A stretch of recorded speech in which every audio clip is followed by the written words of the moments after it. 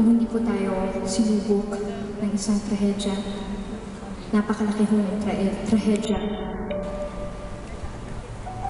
Kaya po, we have decided that the proceeds of this concert will benefit the surviving families of the typhoon victims.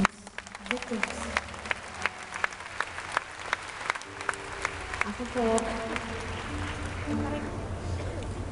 hindi na po ito dapat po pong ina-announce, pero gusto ko pong sabihin po na ginagawa ko po ito ngayong gabi para po sa kanila. At Boss P, sana matulungan niyo po ako na mas matagdagan kayo na ibigay ito natin sa kanila. Hindi po ako magnanakaw, hindi po parap.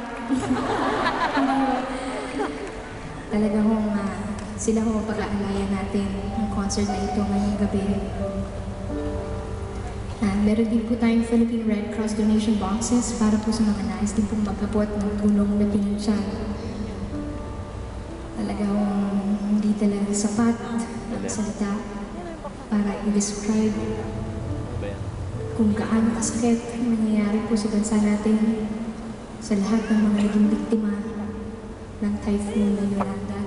Kagabi ho, napanaginipin ko ho yung ilan sa mga images na nakikita natin sa news. Napakaswerte po natin na buhay po tayo, nagkakasama po tayo.